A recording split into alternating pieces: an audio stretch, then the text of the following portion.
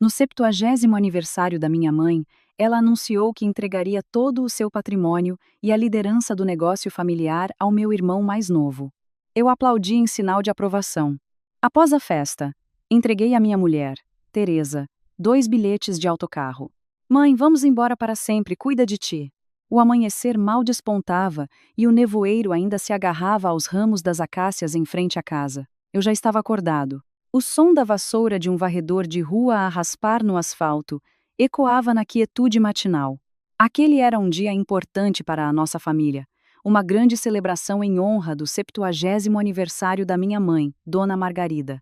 Eu, João, era o filho mais velho e compreendia perfeitamente a responsabilidade que pesava sobre os meus ombros.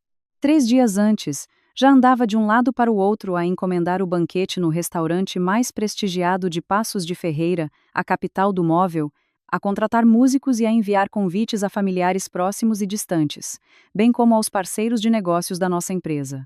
A minha mulher, Teresa, também não ficava de braços cruzados.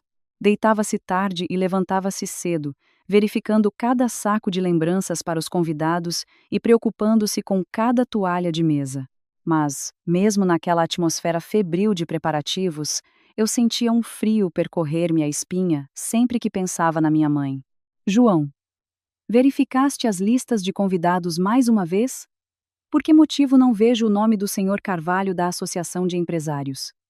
Que falta de profissionalismo é esta? A voz da minha mãe soou a partir da sala de estar, áspera e seca como o raspar de metal. Pousei apressadamente uma pilha de catálogos e entrei na sala. Sim, mãe. Entreguei-lhe o convite pessoalmente na terça-feira passada. Hoje de manhã, liguei-lhe de novo para recordar. Ele disse que chegaria a horas. A minha mãe estava sentada num antigo sofá, esculpido em madeira maciça, segurando um velho medalhão nas mãos. Não olhou para mim. O seu olhar estava fixo no pátio, onde o meu irmão mais novo, Tiago, estava refastelado numa rede, a jogar no telemóvel, sem prestar a mínima atenção aos trabalhadores que montavam a tenda para a festa. Mas o Tiago diz que o Sr. Carvalho mudou de número de telemóvel recentemente. Tu és o irmão mais velho e nunca partilhas informações atualizadas com o mais novo. Se continuares com essa teimosia, um dia vais deitar tudo a perder. Lançando esta frase, a minha mãe levantou-se e caminhou diretamente para o Tiago. Fiquei paralisado no meio da sala. A Teresa saiu da cozinha e tocou-ao de leve no meu braço. Nos seus olhos havia tristeza, mas também um apoio incondicional. Forcei um sorriso para tranquilizar a minha mulher. 15 anos de casamento. 15 anos a carregar o negócio da família às costas desde que o meu pai faleceu. Mas a minha mãe permanecia a mesma. Aos olhos dela, eu era apenas uma máquina de trabalho, obediente, mas sem valor próprio. Já o Tiago, o filho mais novo que dera um herdeiro masculino à linhagem, era um verdadeiro tesouro. Por volta das 9 da manhã, os convidados começaram a chegar. A nossa velha, mas imponente moradia brilhava com as decorações. Risos, felicitações e música enchiam o bairro de ruído. Eu, vestido com um fato rigoroso, recebia os convidados no portão. Cada pessoa que passava elogiava a Dona Margarida. Que sorte a sua ter um filho mais velho assim, inteligente, empreendedor, que reergueu o negócio da família sozinho.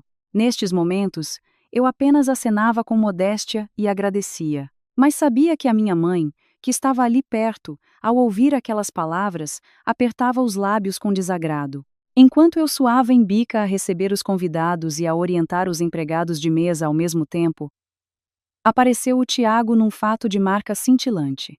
Caminhava entre as mesas com um copo de aguardente velha e cara, trocando amabilidades com tios e tias.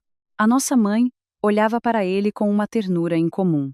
Onde quer que fosse, levava-o consigo, apresentando-o a todos como o futuro chefe da família. João, o que fazes aí parado? Vai ver o que se passa rapidamente. Falta gelo na mesa 5. Uma coisa tão simples e fazes os convidados esperar. A minha mãe repreendeu-me em voz alta, enquanto eu discutia um contrato importante de fornecimento de madeira de carvalho para o ano seguinte com um parceiro. O parceiro olhou para mim, constrangido. Corei? Pedi desculpa e apressei-me a resolver a situação. O sentimento de humilhação à frente de estranhos era amargo, mas eu já estava habituado. Desde a infância, sempre tive de ceder. Se o Tiago queria um brinquedo, eu entregava. Se o Tiago fazia asneira, eu assumia a culpa para que o nosso pai não o castigasse. E agora, quando os meus cabelos já começavam a ficar grisalhos, a minha mãe continuava a tratar-me como uma criança irresponsável ou, melhor dizendo, como um empregado não remunerado. A festa atingiu o seu auge. Pratos cheios de iguarias eram levados para as mesas. A música festiva tocava alto. Vi a Teresa com a nossa filha Inês ao colo, num canto. A menina usava um bonito vestido cor-de-rosa. Os seus grandes olhos redondos observavam a avó e os convidados com curiosidade. Quis aproximar-me e pegar nela. Mas nesse instante a minha mãe chamou o Tiago. Traz cá o nosso Tomás à avó. Tomás, o filho de Tiago e da sua mulher Beatriz, era a luz dos olhos da minha mãe. Ela pegou nele ao colo, encheu-o de beijos e depois virou-se para os convidados. Eis a alegria e o orgulho da nossa família. Este menino vai dar continuidade ao trabalho do pai e do avô. Vai honrar o nosso apelido. A Inês, ao ver a avó com o primo ao colo, aproximou-se a cambalear e balbuciou que também queria dar os parabéns à avó pelo aniversário. A minha mãe nem sequer olhou para ela. Fez um gesto desdenhoso com a mão. Vai brincar com a tua mãe para outro lado, Inês. A avó está ocupada com o teu primo. Estas crianças estão sempre a estorvar. A menina parou, com os lábios a tremer, e a choramingar, escondeu o rosto nas pernas da Teresa. Eu estava ao longe e o meu coração apertou-se. Uma fúria surda ferveu dentro de mim, mas contive-me. Olhei para o retrato do meu avô materno, o avô Joaquim, pendurado modestamente no escritório. Ele fora o único que me compreendera. Tinha me ensinado que uma árvore forte verga ao vento, mas não quebra, para poder aguardar a sua hora. Naquele dia, baixaria a cabeça em nome do dever filial. Mas sabia que, após aquela festa, tudo iria mudar. A celebração terminou e os convidados foram-se embora. Na casa restaram apenas os familiares mais próximos e alguns empregados a limpar a desarrumação. O cheiro a álcool misturava-se com o dos restos de comida, criando uma atmosfera abafada. A minha mãe estava majestosamente sentada na poltrona principal. No seu rosto permanecia uma expressão de satisfação após os elogios dos parentes. Tiago e Beatriz estavam sentados de cada lado, com expressões presunçosas. Eu tinha acabado de acompanhar o último convidado à porta e preparava-me para descansar um pouco, quando ouvi a voz da minha mãe. Eu, a Teresa e a Inês entramos na sala. Ouçam-me todos. Hoje é o meu dia de alegria. E quero que seja alegre. Até o fim começou a minha mãe. A sua voz soava mais solene do que o habitual. Puxou o Tomás para si, deu-lhe um pedaço de bolo e lançou um olhar para mim e para a minha mulher. Naquele olhar vi claramente frieza e cálculo. Na nossa família, o mais importante sempre foram as tradições e a continuidade da linhagem. O Tiago pode gostar de festas, mas tem um grande mérito. Deu um filho homem a esta casa. Essa é a maior bênção de todas. Ela acariciava a cabeça do pequeno Tomás. A Teresa, de pé ao meu lado, apertava com força a bainha do vestido. Eu compreendia a sua dor. Estávamos casados há 10 anos e tínhamos apenas a Inês. A Teresa engravidara uma segunda vez, mas devido ao excesso de trabalho na empresa da família, sofreu um aborto espontâneo. Desde então, os médicos disseram que seria muito difícil voltar a engravidar. A minha mãe não só não demonstrou simpatia, como usou isso como pretexto para censurar a Teresa durante todos aqueles anos. Mãe, a Teresa também tem trabalhado muito, tentei intervir. Mas uma filha é como uma fatia de pão cortada, casa-se e passa a pertencer a outra família. Só um filho homem ficará. Para honrar os antepassados e cuidar da mãe na velhice, intrometeu-se o Tiago, com mais escárnio do que defesa na voz. A sua mulher, Beatriz, concordou de imediato. Tem toda a razão, mãe. Eu e o meu marido, por muito difícil que tenha sido, esforçamo-nos por ter um rapaz para dar essa alegria à avó. Não como o cunhado e a cunhada, que passam os dias inteiros só a pensar nos negócios. E a casa fica fria, sem a voz de um herdeiro. É triste. A Inês, entretanto, segurava uma pequena boneca nas mãos. A menina parecia sentir a tensão e encolhia-se contra a mãe. O Tomás, ao ver a boneca bonita, correu e tentou arrancar. És do Tomás? Ou Tomás quer? Gritou ele. É da Inês. O papá acabou de comprar a Inês, apertava a boneca com força. A minha mãe gritou de imediato. Inês, tu és a mais velha. Por que és tão egoísta? A brigar com o primo por causa de uma boneca? Dá-lhe imediatamente. Mas, avó, Soluçou a Inês. Eu disse para Dares, se não vais para o teu quarto. Não tens nada que estorvar aqui. A minha mãe levantou-se de um salto, arrancou a boneca das mãos da Inês e entregou-a ao Tomás. O menino riu-se vitoriosamente, enquanto a minha filha desatava a chorar amargamente. A Teresa pegou nela ao colo apressadamente. Os seus próprios olhos encheram-se de lágrimas. Não disse nada, apenas fez uma ligeira vénia à minha mãe e levou a filha em silêncio para o andar de cima. Fiquei de pé, com os punhos tão cerrados que as unhas se cravavam nas palmas das mãos. Queria gritar, perguntar como podia ela ser tão cruel para com a sua própria neta. Mas, ao olhar nos olhos da minha mãe, vi apenas um conservadorismo extremo. João, não faças essa cara, disse a minha mãe com frieza. Faço isto para a ensinar a ceder. Ela é uma rapariga. Quando casar, terá de saber o seu lugar. E o Tomás é o nosso herdeiro, tem direito a privilégios. Suspirei. A minha voz tornou-se mais baixa. Mãe, não estou a falar da boneca. Só peço que seja um pouco mais justa. A Inês também é sua neta. Também precisa do amor da avó. Mais justa? A minha mãe riu-se com desdém. Nesta casa, eu sou a maior justiça. Quem merece mais, recebe mais. Tu és capaz. Ganhas dinheiro. Mas não conseguiste dar-me um neto para continuar a linhagem. Esse é o maior pecado. Calem-me.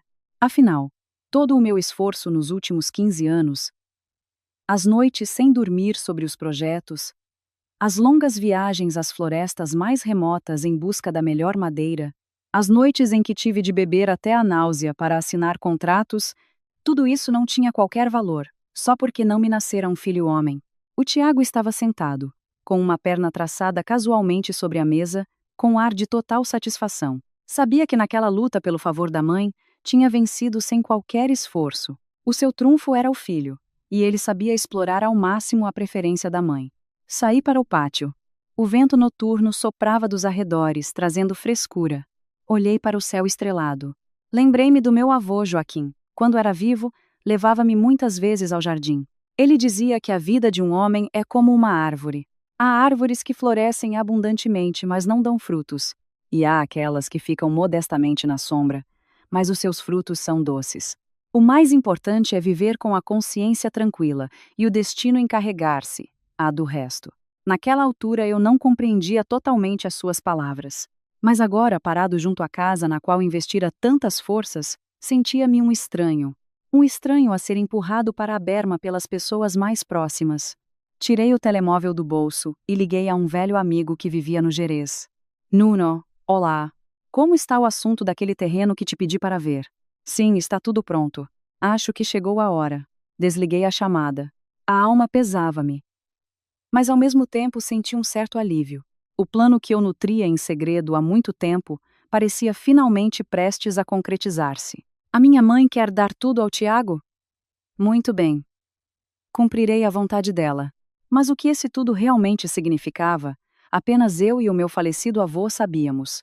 Na manhã seguinte, a tensão na casa não tinha diminuído. Após um pequeno almoço frugal, a minha mãe ordenou que todos se reunissem na sala para uma conversa importante. Eu sabia que este momento chegaria, mas não esperava que fosse tão rápido e em público. Os parentes do lado do meu pai e da minha mãe já lá estavam. A minha mãe tinha os avisado antecipadamente para servirem de testemunhas. Rostos conhecidos, tios e tias que eu sempre respeitara, olhavam agora para mim com pena ou curiosidade. A minha mãe sentou-se no lugar de honra. Ao lado dela repousava uma caixa de madeira com documentos familiares importantes. Tossiu e fez-se silêncio na sala. Queridos familiares, sejam testemunhas, começou ela com uma voz sonora. Já estou velha, a saúde já não é a mesma. Este negócio foi deixado pelo meu marido e pelos nossos antepassados. O meu dever é entregá-lo em mãos dignas, para manter acesa a chama da nossa família. Fez uma pausa. Percorreu todos com o olhar e fixou-se no Tiago. Ele já se tinha vestido a rigor e apresentava um ar muito respeitável, embora não conseguisse ocultar a habitual expressão preguiçosa. O João é o filho mais velho, e durante todos estes anos trabalhou muito pela empresa. Isso eu reconheço, disse a minha mãe. Mas de repente a sua voz tornou-se dura. Mas ele só pensa em dinheiro e trabalho e esqueceu as suas raízes. Esta casa precisa de um herdeiro, alguém que preserve a terra, a casa e honre os antepassados. Oh, Tiago Felo, Ele deu-nos o Tomás. E isso é a maior bênção para a nossa família. Eu estava de pé a um canto da sala, de braços cruzados, a observar em silêncio. A Teresa estava ao meu lado. Senti aos ombros dela a tremer. Por isso hoje, na presença de todos vós, anuncio que toda a casa, as terras dos antepassados e a gestão da empresa Herança Ribeiro passarão para o controlo total do Tiago.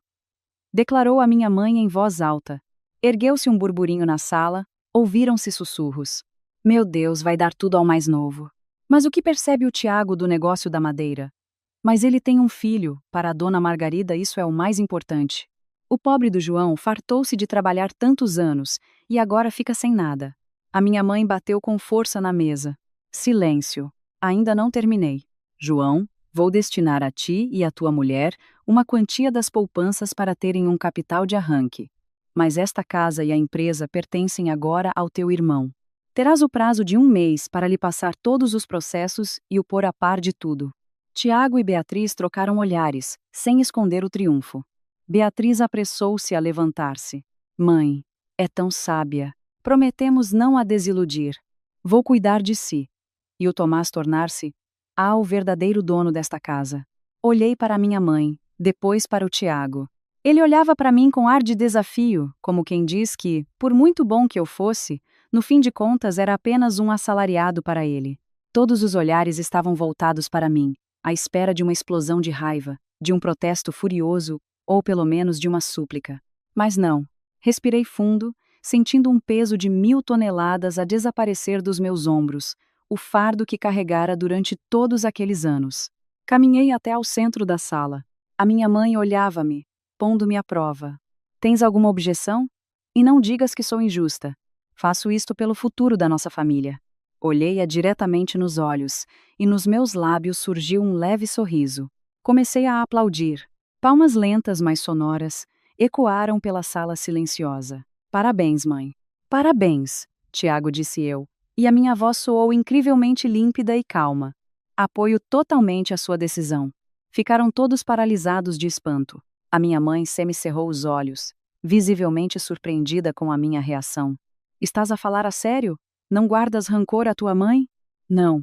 Claro que não, prossegui com total sinceridade. Durante todos estes anos carreguei o peso da empresa. E para ser franco, estou muito cansado. Agora o Tiago já amadureceu. Tem um filho herdeiro. É a ele que compete gerir o negócio da família. Obrigado, mãe, por me dar a oportunidade de descansar e dedicar tempo à minha mulher e à minha filha. Virei-me para o Tiago e dei-lhe uma palmada no ombro. Tiago, agora a empresa é tua. Esforça-te, não manches a honra da família. Se tiveres dúvidas sobre alguma coisa, pergunta. Embora eu ache que, com os teus talentos, não precisarás da minha ajuda. O Tiago ficou desconcertado por um momento, mas depois abriu um grande sorriso. Ora essa, irmão, assim deixas-me embaraçado. Vou esforçar-me. Descansa à vontade. Aproveita a vida. A Teresa olhou para mim, e o seu olhar de surpresa deu lugar à compreensão. Ela sabia no que eu estava a pensar. Os parentes começaram a sussurrar entre si, comentando que eu devia ter enlouquecido, que me tinham tirado tudo e eu ainda aplaudia. Mas eles não sabiam. No bolso interior do meu casaco estava a chave de um cofre secreto no banco, onde estavam guardados os documentos que o avô Joaquim me tinha entregue pessoalmente antes de morrer. Ele previu a preferência da minha mãe e a leviandade do Tiago muitos anos antes. A verdadeira sabedoria não teme o fogo. Mas o ouro nas mãos de um ganancioso transforma-se em lixo. Dizia a voz do meu avô na minha memória. Prende-te à essência e não à casca vazia. A minha mãe, ao ver a facilidade com que eu concordava, pareceu um pouco desiludida. Tinha preparado um cenário inteiro para combater a minha resistência, mas a minha docilidade despertou as suas suspeitas. Ainda bem que és tão compreensivo. É para o melhor, disse ela com alguma hesitação. Então, a partir de amanhã, começas a passar os livros de contabilidade ao Tiago. E os clientes e as oficinas. Tens de o acompanhar a todo lado e apresentá-lo. Sim, mãe. Farei tudo como mandar. Fiz uma ovenia. Conduzi a Teresa e a Inês para o andar de cima. Os meus passos naquele dia eram leves. Eu sabia que, a partir daquele minuto, não devia mais nada àquela família. Tinha cumprido o meu dever de filho mais velho, cedendo até ao limite. Agora a minha vida estaria nas minhas mãos. Teresa, sussurrei à minha mulher quando entramos no quarto. Faz as malas, só o essencial. Vamos embora. A Teresa sorriu por entre lágrimas de felicidade que lhe escorriam pelo rosto. Esperara tanto tempo por aquelas palavras. Olhamos pela janela, em direção a norte, onde nos aguardava a Serra do Gerês. Uma nova vida, calma e livre, abria-se perante nós. E lá embaixo, na sala, a minha mãe e o Tiago ainda se embriagavam com a herança que acabavam de receber, sem saberem que o que de mais valioso ali havia já estava a abandonar aquela casa comigo. Após os meus aplausos, a grande sala de estar mergulhou num silêncio sepulcral. Tios e tias, que normalmente adoravam bisbilhotar sobre heranças, trocavam agora olhares perplexos. Esperavam presenciar um escândalo grandioso, uma discussão acesa entre irmãos, ou pelo menos as lágrimas amargas da minha mulher e minhas. Mas a minha calma trocou-lhes as voltas. Eu senti claramente um vento novo a soprar no meu coração. Não era o vento frio da perda, mas a brisa fresca da liberdade. Nos últimos 15 anos, todas as manhãs acordara com a sensação de ter sobre os ombros toneladas de madeira, centenas de tábuas e a pressão constante de agradar a minha mãe. Agora, com um aceno de cabeça, livrara-me de tudo. João, estás a falar a sério? A minha mãe quebrou o silêncio com uma pergunta cheia de dúvidas. Semicerrou os olhos já baços pela idade, tentando encontrar no meu rosto alguma sombra de ressentimento ou falsidade. Não te vais arrepender. Não vais andar a dizer nas costas de todos que tens uma mãe injusta. Sorri com um sorriso que, tenho a certeza, foi o mais sincero dos últimos 10 anos. Mãe, falo com toda a seriedade. Fico genuinamente feliz por a mãe ter encontrado alguém em quem confia para gerir o negócio de família. E alegra-me que o Tiago tenha a oportunidade de mostrar o que vale. Só espero que a nossa família permaneça unida. E isso bastar-me-á. Por esta altura, o Tiago já tinha recuperado a confiança. Levantou-se, ajeitou o colarinho da camisa de marca e declarou em voz alta perante os familiares. Aí tem, tios e tias. O meu irmão mais velho é um homem com H grande. Ele compreende tudo e por isso age assim. Prometo à minha mãe e ao meu irmão que levarei a herança Ribeiro a um novo patamar. Descansa, irmão. Eu encarrego-me de todas as dificuldades. A Beatriz, mulher do Tiago, não perdeu a oportunidade. Correu para a minha mãe e começou a massajar-lhe os ombros. Vê, mãe, eu bem dizia. O cunhado João e a cunhada Teresa são as pessoas mais sensatas desta casa. Que escolham agora uma quinta tranquila numa aldeia qualquer e vivam em paz. Nós cá damos conta do recado. Olhei para a Teresa. Ela apenas assentiu ao de leve. Retiramo-nos silenciosamente da multidão, que já começava a rodear o Tiago para felicitar o novo diretor. Os meus passos na escadaria de Carvalho, a mesma para a qual eu, 10 anos antes, selecionara pessoalmente cada tábua, pareciam incrivelmente leves. Nessa noite, sentei-me sozinho no meu escritório, rodeado de projetos e amostras de madeiras nobres que colecionara com muito esforço. De uma gaveta secreta da secretária, tirei uma pequena fotografia do avô Joaquim numa moldura. Ele olhava para mim com os seus olhos bondosos, como se tivesse previsto aquele dia. Todos na casa, incluindo a minha mãe, pensavam que a força da herança Ribeiro residia no seu nome, nos armazéns e no capital que a minha mãe detinha. Mas estavam enganados. Em 15 anos no mercado, eu aprendera uma coisa. Neste negócio, o principal é a reputação e a alma. E essas coisas eu nunca permitira que pertencessem à empresa. Pertenciam pessoalmente a mim, João Ribeiro. Grandes parceiros da Alemanha e da Escandinávia assinavam contratos comigo porque confiavam no meu instinto para a madeira, porque sabiam que eu nunca lhes impingiria aglomerado de má qualidade, em vez de madeira maciça. Os melhores mestres nas oficinas continuavam a trabalhar porque eu tratava as suas famílias de forma humana nos momentos difíceis. Quando eu saísse, tudo isso sairia comigo. Os meus aplausos daquele dia não foram um sinal de capitulação. Foram aplausos de despedida a um passado cheio de amarras. Peguei no telemóvel e enviei uma mensagem curta ao meu maior parceiro de negócios. Tudo resolvido. Plano em marcha. Lá fora, ouvia-se o tilintar da louça. A limpeza ainda decorria. Tiago e Beatriz abriam champanhe e festejavam com a minha mãe no andar de baixo. Celebravam a conquista de um castelo de areia, sem saberem que a maré alta já começava a subir. Desliguei a luz e deitei-me ao lado da Teresa. Ela virou-se e abraçou-me, sussurrando se eu estava cansado. Não, Teresa. Sinto-me como se me tivessem tirado uma pedra de 1000 toneladas de cima. Doma! Amanhã temos muito o que fazer. Fechei os olhos. Na minha mente surgiu a imagem de uma pequena propriedade algures nas encostas do Gerês, com rosas vivas e o riso sonoro da Inês. Essa era a verdadeira herança que eu queria proteger. Não passaram 24 horas após o anúncio, e a verdadeira face do Tiago e da sua mulher revelou-se em toda a sua fealdade. De manhã cedo, quando eu ainda desfrutava dos últimos minutos de paz com uma chávena de café na varanda, o Tiago apareceu com um ar sombrio. Da atitude bajuladora da véspera não restava qualquer vestígio. Em vez disso, usava um tom de dono arrogante. Atirou uma pilha de papéis para a mesa à minha frente. João, aqui está a lista do imobilizado da empresa. A mãe mandou-me fazer o inventário de tudo. Já agora, aquela carrinha que conduzes também é um ativo da empresa. A partir de amanhã, deixas as chaves comigo. Preciso de andar de um lado para o outro para tratar de negócios. Bebi o meu café tranquilamente. Muito bem. Essa carrinha sempre pertenceu à empresa. Amanhã, entrego-te as chaves. O Tiago, vendo que eu não oferecia resistência, foi mais longe. Deu uma volta à sala, apontando para os objetos. E este sofá antigo também. A mãe diz que foi comprado com dinheiro de todos. Já que agora sou eu que giro a casa, fica aqui. Quando se mudarem, vejam lá se não tocam em nada. A Beatriz saiu da sala contígua a segurar um vaso antigo de porcelana que eu tinha oferecido à minha mãe no ano passado. Virou-o de um lado para o outro e torceu os lábios. É muito bonito, mas quem sabe se não é falso. João, andaste tantos anos nos negócios, deves ter poupado um bom dinheiro, não? A quantia que a mãe te deu foi muito generosa. Vê lá se não começas a invejar a nossa família. Olhei para a Beatriz, depois para o Tiago, e o meu coração apertou-se de pena da minha mãe. Ela pensava que, ao entregar a herança ao Tiago, a protegeria, mas não via a ganância sem fundo e a falta de visão deles. Só lhes importava o que podiam tocar. Não compreendiam que durante todos aqueles anos, a família tinha sido sustentada pelo meu suor e sangue. Tiago, disse eu calmamente. Tudo o que há nesta casa, desde o mais pequeno prego até a viga do teto, se quiseres, deixo ficar. Só levarei o que pertence estritamente a mim e à minha mulher.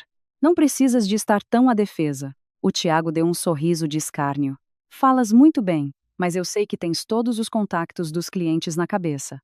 Vê lá se não te atreves a fazer alguma artimanha para me roubar os clientes. Se eu vir que os lucros da empresa caem, digo à mãe que andas a prejudicar o teu irmão mais novo. Não me contive e desatei a rir. O Tiago era apenas uma criança grande no mundo dos negócios. Pensava que os clientes eram um rebanho de ovelhas que se podia levar para qualquer lado só por assumir o lugar do pastor. Basta fazeres bem o teu trabalho. Os clientes são pessoas inteligentes. Só trabalham com quem lhes traz vantagens. A situação agravou-se à tarde. Enquanto a Teresa guardava a nossa roupa nas malas, a Beatriz entrou no quarto sem bater. Foi direta à penteadeira e pegou no guarda-joias da Teresa. Cunhada Teresa, este colar foi a mãe que te ofereceu no vosso 10º aniversário de casamento, não foi? Acho que devias devolvê-lo à mãe. Afinal, nunca lhe deste um herdeiro para esta família. Não fica bem guardares relíquias de família. A Teresa paralisou. O seu rosto empalideceu de humilhação. Ia dizer algo, mas nesse momento entrei e tirei gentilmente o guarda-joias das mãos da Beatriz.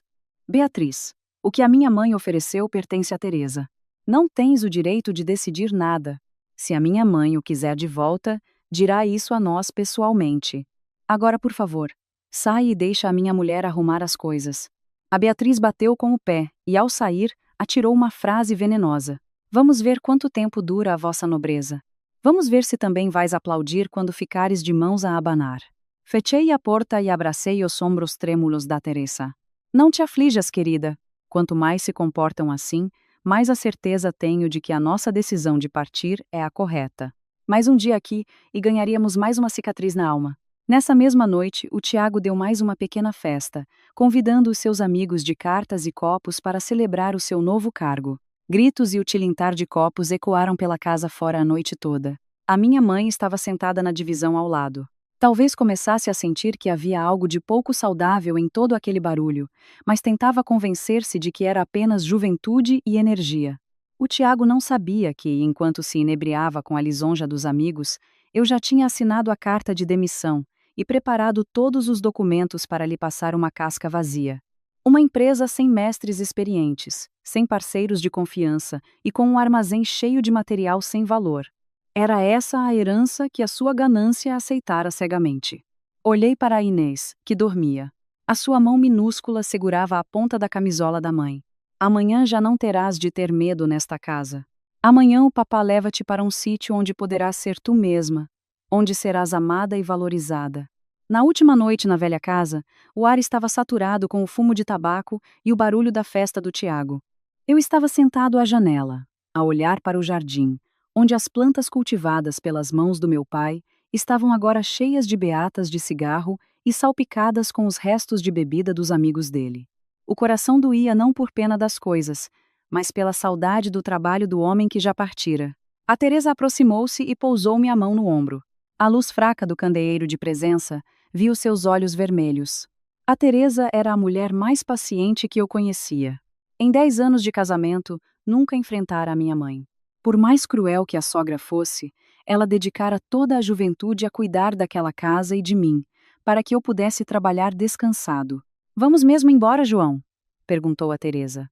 A sua voz era sumida como o murmúrio do vento. Virei-me e segurei-lhe a mão fina. "Sim, vamos.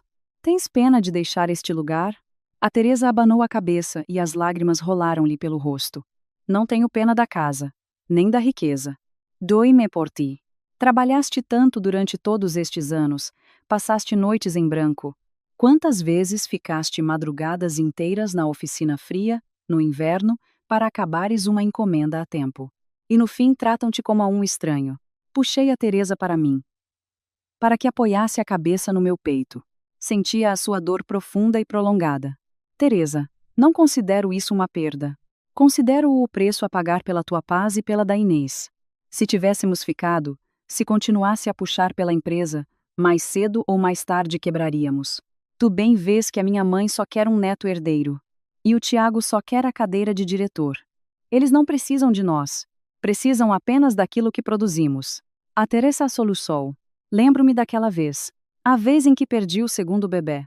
Tinha acabado de regressar do hospital e a tua mãe nem sequer perguntou como me sentia, apenas me recriminou por não ter conseguido segurar a gravidez para dar continuidade à linhagem. Tu nessa altura estavas no estrangeiro a tratar da importação de madeira. Não tive coragem de te dizer. Tive medo de te preocupar. Estava deitada sozinha neste quarto, a ouvir as gargalhadas do Tiago e da Beatriz do outro lado da porta, e o meu coração desfazia-se em pedaços.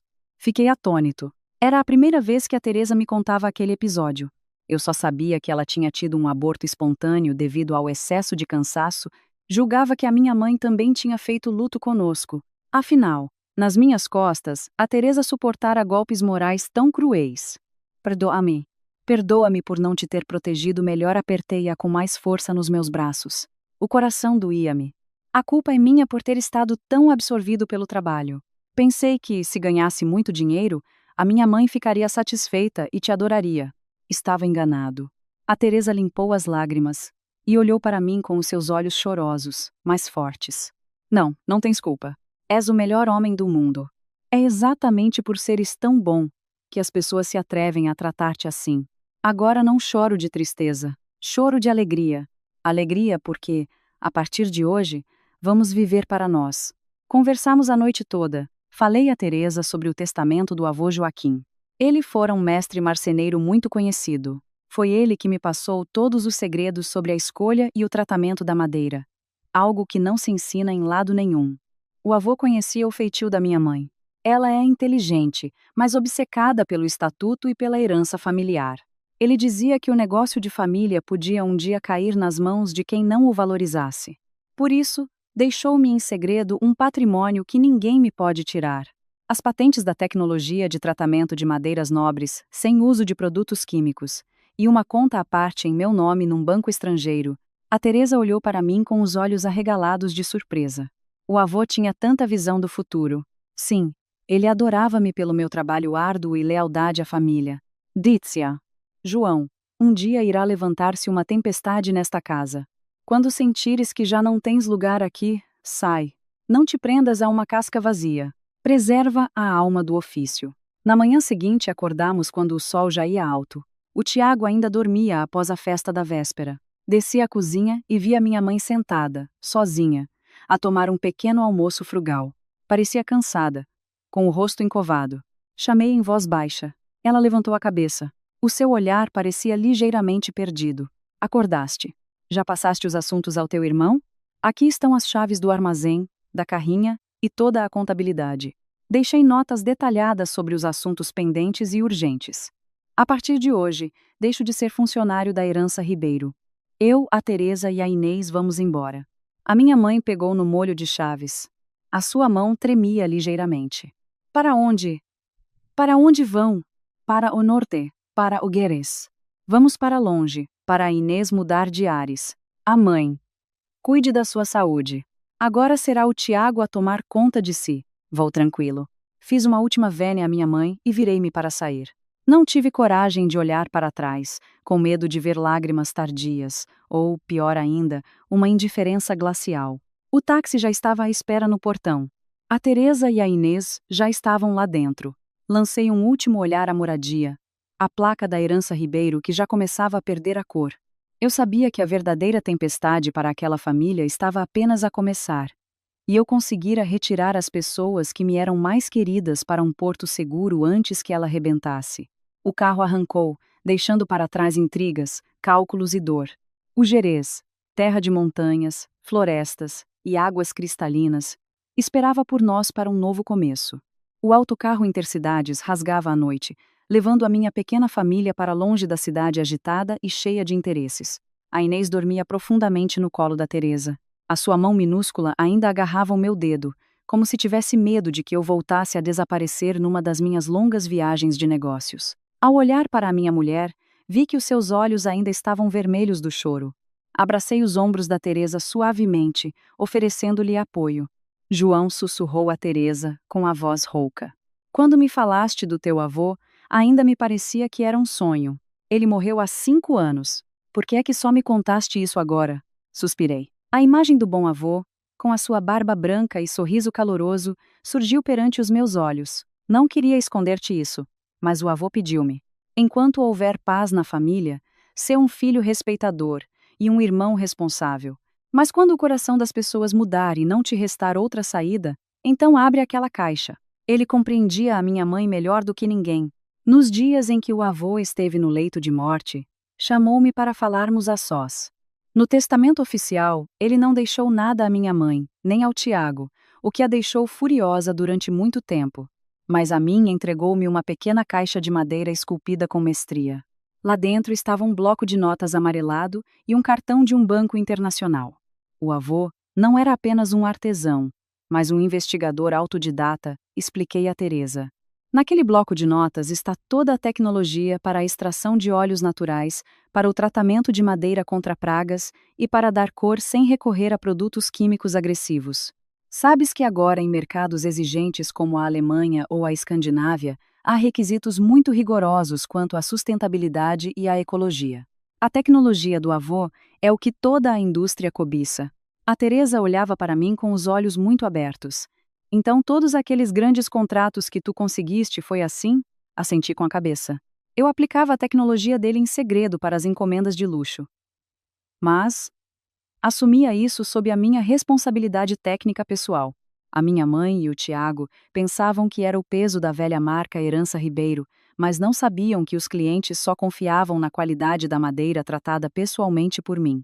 Lembro-me de o avô me dizer aos finais de tarde: João, a raiz da marcenaria não está na madeira valiosa, mas na alma do mestre. A melhor madeira nas mãos de um ganancioso, transformar-se-á em pó, e uma tábua simples nas mãos de um mestre com alma torna-se uma obra de arte. A tua mãe é demasiado apegada às aparências e o Tiago é demasiado superficial. És o único que pode salvar a alma da nossa família. O cartão bancário que ele me deu, eu não pretendia tocar nele de início. Queria sustentar a família e a empresa com o meu trabalho. Mas, nos últimos 5 anos, sempre que eu obtinha um bom lucro, a minha mãe encontrava forma de transferir dinheiro para o Tiago, para ele investir nos seus projetos absurdos imobiliários, ou para comprar carros luxuosos e roupas de marca. As poupanças que a minha mãe me entregou na verdade não representavam nem uma pequena fração daquilo que eu ganhei. O avô deixou meios suficientes para começarmos do zero. Em qualquer lado, sussurrei à minha mulher. Esse dinheiro, juntamente com as patentes que eu registrei secretamente em nosso nome, é o nosso escudo protetor, sobre o qual o Tiago e a minha mãe nunca saberão. A Teresa respirou de alívio e apoiou a cabeça no meu ombro. Eu não preciso de milhões. Só preciso que tu e a nossa filha estejam seguros. Mas ao ouvires dizeres isso, sinto-me mais leve. Afinal, o avô esteve sempre a olhar por ti e a proteger-te. Olhei pela janela do autocarro. As luzes da berma da estrada iam ficando para trás. Agradeci ao meu avô por me ter ensinado a ter paciência. Em 15 anos paguei por inteiro a minha mãe pelo facto de me ter criado, e cumpri o meu dever de irmão mais velho. Agora, o segredo do avô seria o meu ponto de partida para construir um verdadeiro reino para a minha mulher e a minha filha. Um reino sem preconceitos, sem censuras, apenas com o aroma à madeira e amor. Entretanto, na nossa terra natal, na herança Ribeiro, começavam os primeiros dias do reinado do novo diretor, o Tiago. De manhã cedo, no escritório, ainda impregnado do cheiro a álcool e fumo da festa noturna, o Tiago espreguiçava-se na minha grande cadeira de pele. Tinha as pernas em cima da secretária e um charuto caro na boca. Estou sim, senhor Carvalho? Sim, é o Tiago. A partir de hoje, sou eu que lidero a herança Ribeiro em vez do João. Sim, ele foi para a serra descansar. Em relação ao contrato para o fornecimento de carvalho para vós, vou dar indicações aos mestres para começarem imediatamente. Do outro lado da linha, fez-se silêncio, e depois a voz do senhor Carvalho, um grande ator no mercado das madeiras, soou com hesitação. Tiago, eu trabalho com a vossa empresa há 10 anos devido à reputação do João. Até agora só aceitei as encomendas com a assinatura pessoal dele a garantir o controle de qualidade. Agora que ele se foi embora, vai ser muito difícil continuarmos. O Tiago empalideceu, mas tentou manter o tom amável. Ora essa, senhor Carvalho. O João era apenas um funcionário da minha mãe. A empresa é nossa, garanto-lhe um desconto de 5%. Não se preocupe, não preciso dos seus 5%, cortou ele. No nosso negócio, um erro milimétrico custa milhões de euros. Madeira mal seca, tratamento incorreto e os prejuízos serão colossais. Vou suspender temporariamente o contrato para refletir. Passar bem. O som da chamada a cair fez com que o Tiago, furioso, atirasse o telemóvel para a mesa. Ele não compreendia que naquele negócio não se comprava madeira à empresa. Comprava-se o olhar do mestre que a escolhia. Grandes magnatas como o senhor Carvalho ou os parceiros da Alemanha sabiam muito bem quem era o João Ribeiro. Sabiam que só o João passava semanas a vaguear pelas florestas à procura de uma árvore única. E só o João sabia como fazer a madeira respirar para que não rachasse. Ao mesmo tempo, na nossa velha casa, a minha mãe andava atarefada a receber uma delegação vinda da Alemanha. Eram os parceiros estratégicos que eu tentara conquistar durante 3 anos. Vinham assinar um contrato a longo prazo para o fornecimento de mobiliário exclusivo a uma rede de hotéis de 5 estrelas em Berlim. A minha mãe ofereceu-lhes chá de forma afável. Por favor, meus senhores, este é o meu filho mais novo, o novo diretor da empresa. A partir de hoje, podem debater todos os assuntos com ele. O chefe da delegação, Herr Weber, mediu o Tiago com um olhar gélido de cima a baixo. Não disse nada, apenas tirou da pasta o contrato preliminar e apontou para as letras pequenas embaixo. O contrato só é válido, sob a condição de supervisão técnica direta do engenheiro João Ribeiro. O Tiago ficou sem saber o que fazer, com o suor a escorrer-lhe pela testa. Herr Weber. O João é o meu irmão mais velho. Ele ausentou-se temporariamente. Eu posso substituí-lo. Herr Weber levantou-se, fez uma ligeira vénia por educação, mas as suas palavras foram firmes. Dona Margarida, jovem, nós elaboramos este contrato com a herança Ribeiro, porque confiávamos na mestria e integridade do senhor João. Sem ele, a vossa empresa é apenas mais uma oficina comum. Somos forçados a cancelar as nossas intenções de colaboração até nos voltarmos a encontrar com o senhor João. A delegação saiu, deixando a minha mãe petrificada no meio da sala e o Tiago branco como a cal. A verdade, que eles nunca iriam saber, era que todos os grandes contratos da herança Ribeiro eram, na realidade, acordos pessoais feitos comigo. Eu previra aquilo. Ao trabalhar com parceiros, sempre fui honesto.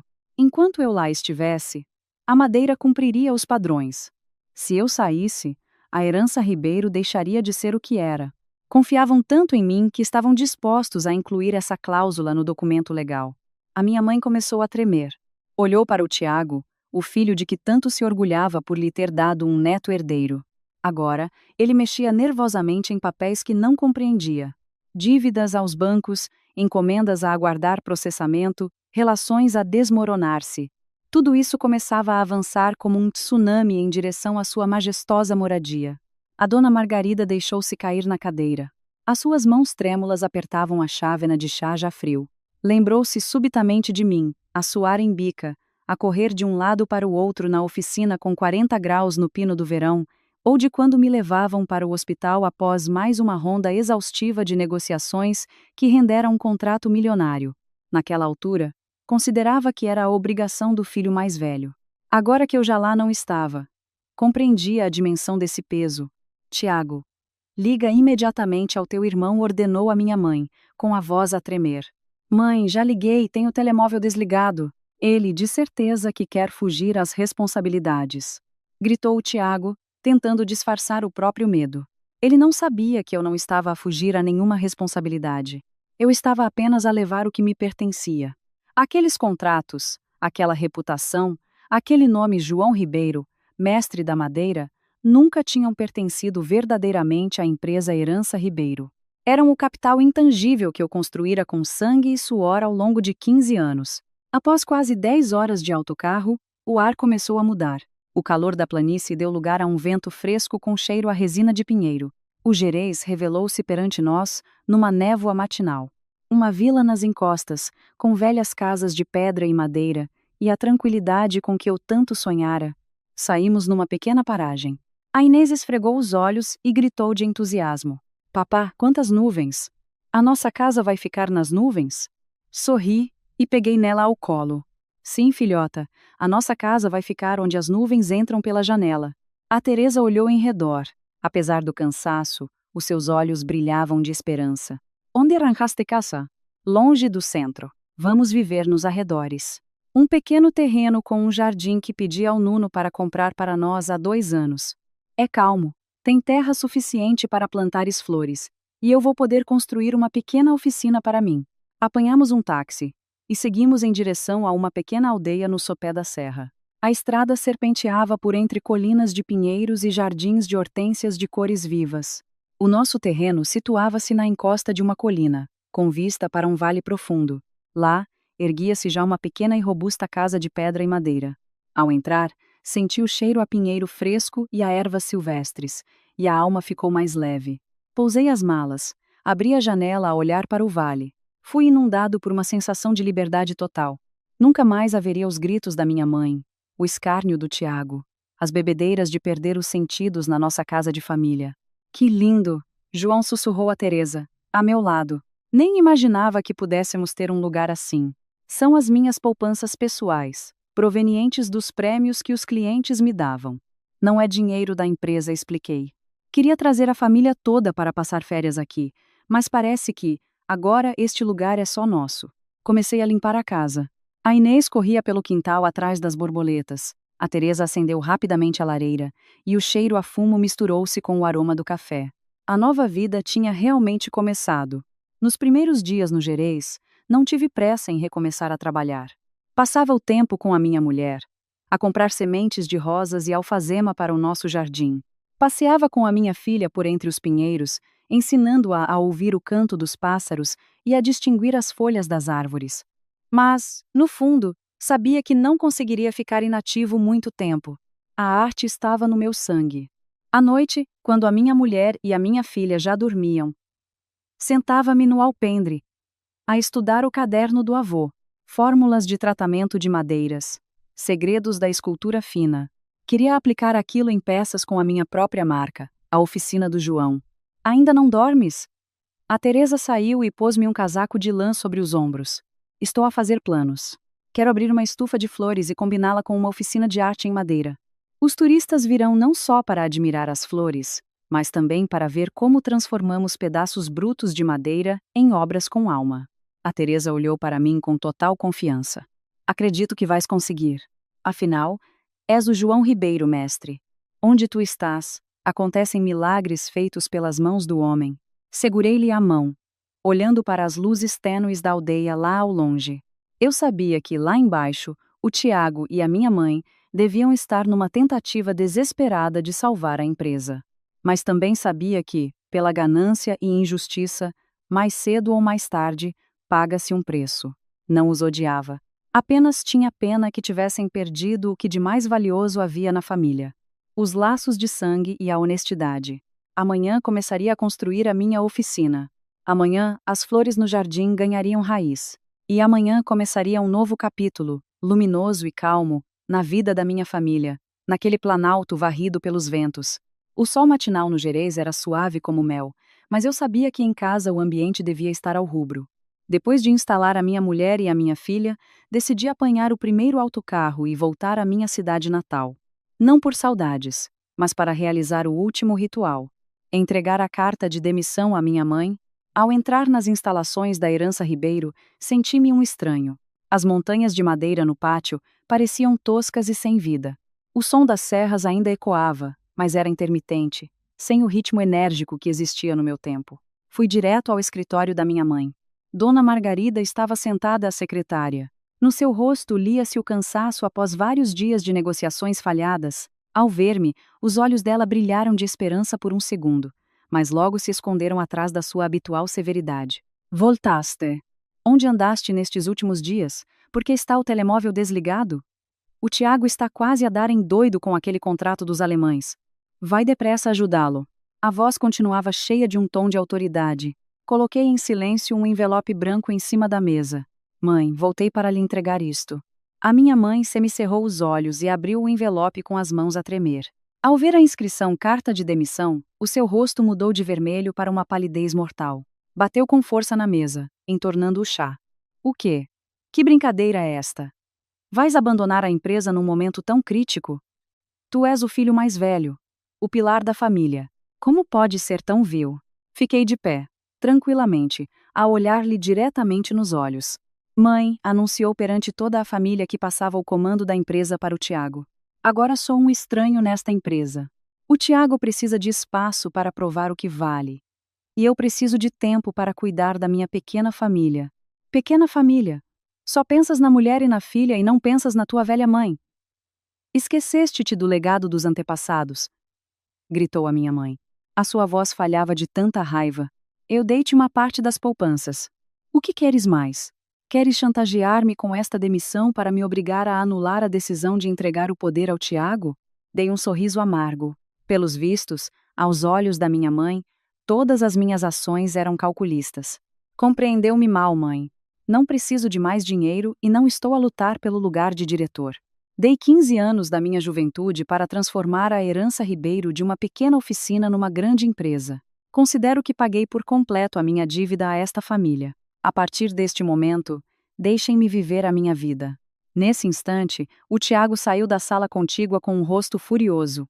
Irmão, perdeste mesmo o juízo. Sabes muito bem que os clientes só te ouvem a ti, e é por isso que me estão a complicar a vida. E escolheste logo este momento para te despedires. Queres arruinar-me? Arruinar toda a família só para te sentires melhor? Olhei para o meu irmão mais novo, de quem outrora tanto cuidara. Tiago, se és tão bom como dizes, arranjarás clientes novos sozinho. A reputação da Herança Ribeiro foi construída pelo trabalho de várias gerações, e não só pelo meu. Confia em ti e trabalha. És um filho ingrato. Gritou a minha mãe a apontar-me o dedo. Acha-se o rei do mundo só por causa do seu talento. Vai-te embora, e nunca mais ponhas os pés nesta casa. Faz de conta que não tenho filho. As palavras da minha mãe foram o golpe final que cortou o fino fio dos sentimentos familiares. Fiz-lhe uma última vénia e virei as costas em silêncio para sair. A caminho da porta, vi como os velhos mestres olhavam para mim com tristeza. Acenei-lhes em jeito de despedida, sentindo a pesada armadura cair dos ombros. Ao sair pelo portão, não olhei para trás. Eu sabia que nas minhas costas ficavam as ruínas de velhos valores e a ganância, enquanto à minha frente se abria a estrada para a minha mulher e a minha filha, para os aromas do Gerês. A minha mãe podia chamar-me ingrato, mas o céu tudo vê. Cada um colhe aquilo que semeia. Após a minha partida, o Tiago, tal como um pássaro saído da gaiola, não se conteve mais. Já não precisava de recear o meu olhar severo, nem de ouvir conselhos sobre tecnologia que ele considerava ultrapassada. Para ele, os negócios eram os contactos, o dinheiro e o deitar poeira para os olhos. Deu ordens imediatas para refazer o gabinete da direção. A minha modesta secretária de Carvalho foi atirada para o armazém, e no seu lugar, colocaram uma secretária importada, brilhante e com pormenores dourados. Comprou um sistema de som caro, exibiu garrafas de bebidas espirituosas de luxo para impressionar os convidados. Estás a ver? Um gabinete de direção tem de ser assim para impores. Respeito, dizia a Beatriz, enquanto retocava o batom. Aquele teu irmão João era um forreta, o diretor com ar de marceneiro que cheirava sempre a serradura. Agora és tu o dono, tens de viver como um lorde. O Tiago sorria vitoriosamente, rodando um anel de diamantes novo no dedo. Tens razão. A minha mãe foi muito inteligente ao dar-me o poder. Vou provar a esta cidade que sem o João, a herança Ribeiro, ficará ainda mais rica. Vou investir em imóveis, em ações, não vou perder tempo com estes troncos podres. A sua presunção atingiu o limite quando deu uma festa para os amigos de copos no próprio escritório. Já tocado pelo álcool, batia no peito. Rapazes, não se preocupem. Nas minhas mãos, a herança Ribeiro vai ser a empresa rainha da região. O meu irmão era só um viciado no trabalho, mas não chega aos meus calcanhares de inteligência. A minha mãe acabou de me libertar 50 mil euros em capital de giro. Agora é que vai ser.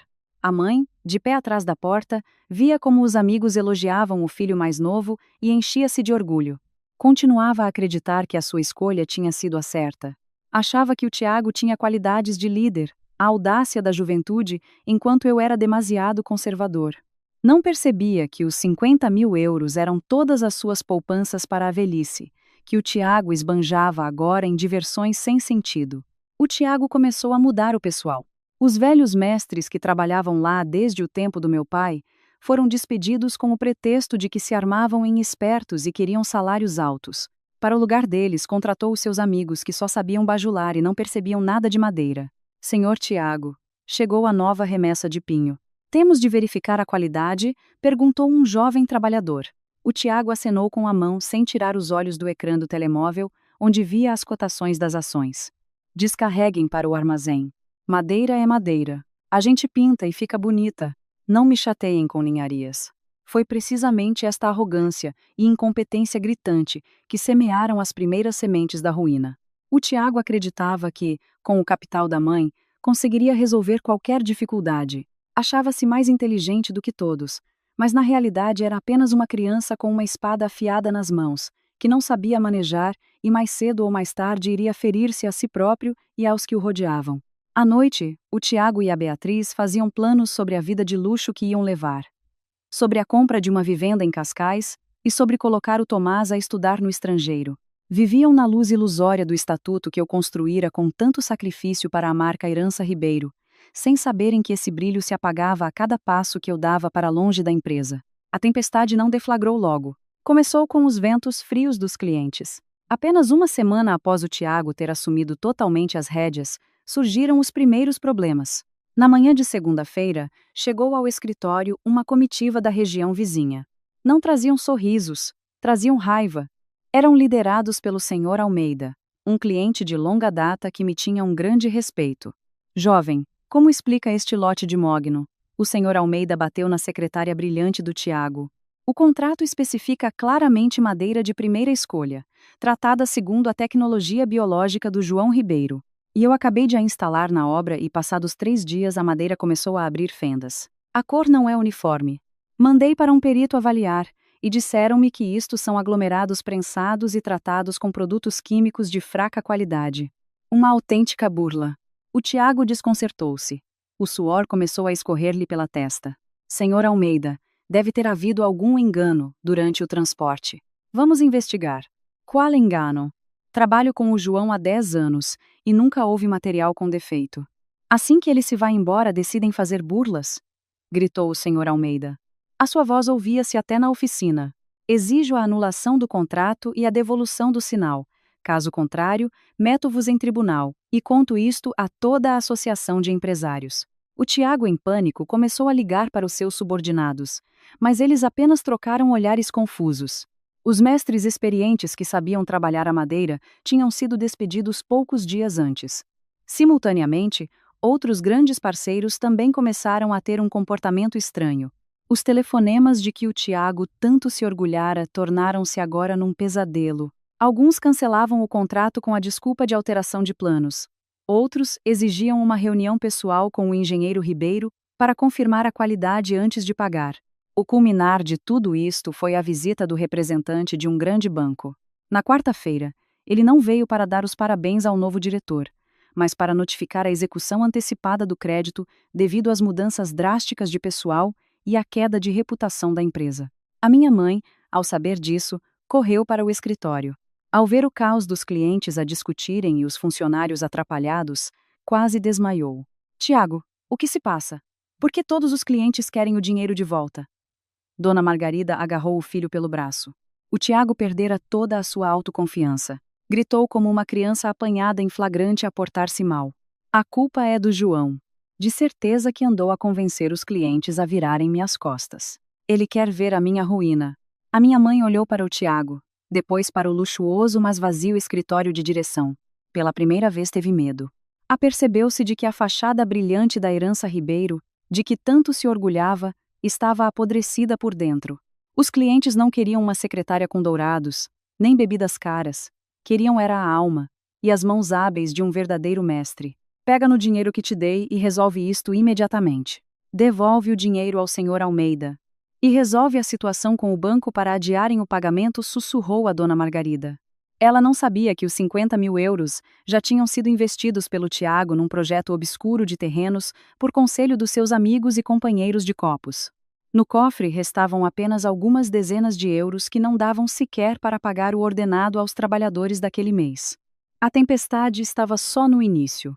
O Tiago e a mãe ainda tentavam tapar os buracos, sem perceberem que os alicerces da herança Ribeiro, a confiança, tinham sido completamente destruídos e viajado comigo para o Gerês. E eu, estando longe, mantinha o silêncio, não por vingança, mas porque sabia que aquele era o preço a pagar para aprenderem a valorizar uma pessoa e a honestidade nos negócios. Enquanto eu desfrutava das manhãs calmas no Gerês, a respirar o aroma dos pinheiros e a observar a Teresa a regar as rosas novas, na minha terra natal, a tempestade das dívidas caía sobre o telhado da herança Ribeiro. As notícias da cidade chegavam-me através de breves chamadas de antigos mestres marceneiros. Contavam-me que o ambiente na empresa se tornara asfixiante. A quantia de 50.000 euros que a minha mãe dera ao Tiago evaporou-se nuns projetos imobiliários duvidosos. Na verdade, o Tiago fora enganado pelos próprios amigos. Não restava capital de giro. As receitas dos antigos contratos cessaram porque os clientes se recusavam a aceitar a mercadoria defeituosa. A herança Ribeiro afundava-se em dívidas. Certa noite, ligou-me o mestre Fernando, um mestre antigo que já trabalhava com o meu pai. A sua voz tremia. João, a empresa está à beira da falência. Hoje os credores vieram ao portão e ameaçaram selar o armazém se na próxima semana não for pago o juro ao banco.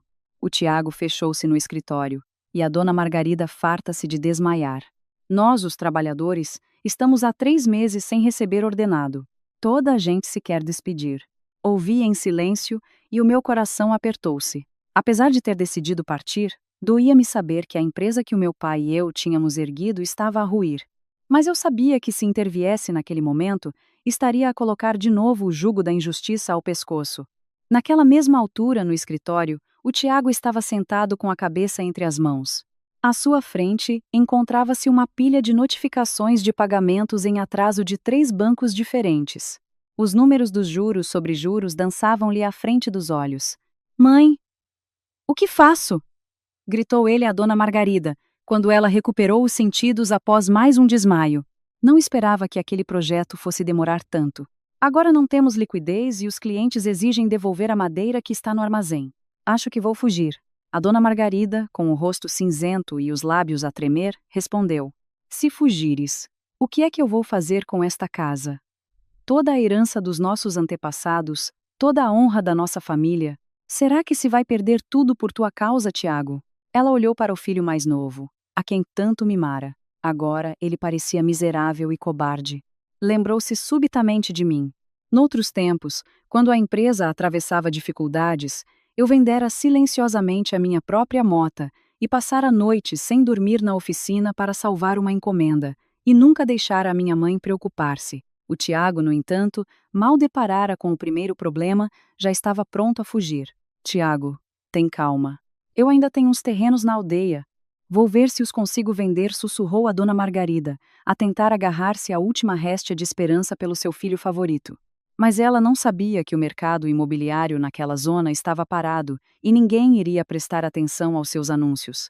Enquanto isso, os fornecedores de matéria-prima pararam os fornecimentos. Os caminhões da Herança Ribeiro, que dantes andavam num constante corrupio, estavam agora parados ao ar livre, com os pneus a começar a esvaziar. O ponto culminante foi a chegada do aviso de corte de energia elétrica por falta de pagamento. O som das serras e das máquinas, a alma da oficina, silenciou-se por completo. Aquele silêncio era mais aterrador do que qualquer discussão. Prenunciava o fim inevitável. O Tiago já nem sequer pensava em ser rico. Tinha medo dos tribunais e de ir para a prisão. O título de diretor, de que tanto se orgulhara, tornou-se agora um jugo pesado. Todas as noites, eu sentava-me no alpendre da minha casa no Gerês, a olhar o horizonte, com o coração pesado. A Teresa aproximava-se e punha-me nas mãos uma chávena de chá quente de gengibre. Ela não fazia perguntas, mas eu sabia que compreendia tudo. Não te culpes, disse ela em voz baixa. Para crescer, a árvore tem de se agarrar à terra com as próprias raízes. Se for sempre regada com o suor de outros, no dia em que essas pessoas partirem, a árvore seca é o preço do crescimento que o Tiago tem de pagar. Suspirei e bebi o chá amargo. A tempestade de dívidas em casa certamente levaria ainda mais coisas. E eu sabia que, encurraladas numa situação desesperada, as pessoas cometem frequentemente atos que, em circunstâncias normais, nunca teriam a coragem de fazer quando o dinheiro fluía. A Beatriz, mulher do Tiago, era para a dona Margarida uma nora de ouro, com a sua lábia sempre meiga, e além disso, por ter tido o menino Tomás, gozava dos favores incondicionais da sogra. Mas como se costuma dizer, os amigos conhecem-se na desgraça. Quando a Herança Ribeiro começou a afundar-se em dívidas, a verdadeira essência da Beatriz manifestou-se na sua crueza e frieza assustadoras. Nos últimos dias, o seu riso bajulador deixara de se ouvir na velha moradia. Em vez disso, do quarto de Tiago e Beatriz, vinham gritos e o som de louça a partir-se. Eu bem te avisei para não dares ouvidos àqueles teus amigos. Gritava a Beatriz com a sua voz estridente. E agora? O meu dinheiro, o meu ouro. Derreteste tudo nesse teu projeto fantasma. Não vou permitir que o meu filho sofra por causa da tua estupidez. A dona Margarida, que estava atrás da porta, ouvia aquelas palavras e sentia um aperto de dor no coração. Bateu a porta com suavidade para tentar intervir, mas a Beatriz abriu a porta com uma cara furiosa. No seu olhar não havia o mínimo vestígio da sua anterior amabilidade. Olhou friamente para a sogra. Olhe para o seu filho, mãe. Mas que raio de diretor é este se os credores estão a chegar para nos expulsar de casa? Fique a saber que aquele ouro que me deu no casamento já o escondi há muito tempo. E não pense que o vou dar para pagar as dívidas da empresa. A dona Margarida ficou boquiaberta. Beatriz, como podes dizer isso? Quando as coisas corriam bem gozaste dos benefícios, e agora que há problemas na família, deves apoiar o teu marido. O Tomás também faz parte desta família. A Beatriz sorriu com sarcasmo. Faço parte desta família? Quando o João aqui estava a ganhar dinheiro, a senhora chamava-lhe vaca leiteira. Agora que o Tiago deitou tudo a perder, quer que sejamos nós a pagar? Não sou estúpida, mãe. Só me preocupo com o Tomás. Se ficarmos sem esta casa, pego no meu filho imediatamente e vou para a casa dos meus pais. A dona Margarida cambaleou e agarrou-se ao corrimão das escadas para não cair. Não conseguia acreditar que a nora de quem tanto se orgulhava, a quem dera como exemplo, tivesse saído tão ingrata. Lembrou-se da Teresa, a sua silenciosa nora mais velha. Noutros tempos, quando faltava dinheiro à empresa, a Teresa retirava, sem dizer nada, os próprios brincos do casamento e dava-lhes. A Teresa tratara dela quando esteve doente, apesar de todas as censuras e humilhações. O pesadelo não ficou por ali. A Beatriz começou a tirar de casa tudo o que tinha valor, de forma descarada. Levava objetos de decoração caros, porcelanas e pratas antigas às escondidas para a casa da mãe dela. Um dia, ao ver que a dona Margarida não se sentia bem e estava de cama, a Beatriz chegou a remexer na cômoda da sogra à procura de alguma caderneta bancária ou do ouro que estivesse escondido. "O que estás a fazer no meu quarto?" sussurrou a dona Margarida ao apanhar a Beatriz a remexer na gaveta. "A precisar de mais algum dinheiro para a comida, mãe." "O Tiago não me dá um cêntimo", respondeu a Beatriz com descaramento. Agarrou numas notas em cima da mesa e saiu, nem sequer olhando para ela. A traição da Beatriz foi como um balde de água fria para a dona Margarida e para as suas crenças na superioridade masculina e nos herdeiros. Compreendeu que o seu precioso neto herdeiro servira apenas de pretexto para os outros se aproveitarem da sua confiança. Quando o dinheiro acabou, os laços familiares que ela construíra de forma tão zelosa com base na sua preferência, rebentaram como uma bolha de sabão. Nessa noite, a dona Margarida esteve sentada sozinha no quarto onde rezava, a olhar para o retrato do marido. Chorava lágrimas tardias de uma mãe que cometera um erro crasso. Percebeu subitamente que tinha corrido com os que a amavam verdadeiramente e metido em casa uma mulher calculista e falsa. No entanto, o seu orgulho ainda não lhe permitia telefonar-me. Em vez disso, germinou-lhe na mente, instigada pelo Tiago, um plano sombrio. A necessidade fez abrir os olhos do Tiago. Compreendeu que só o João podia negociar com os bancos. Só o João podia recuperar os clientes alemães. Mas também sabia que, depois de tudo o que tinham feito, eu nunca voltaria a um simples chamamento.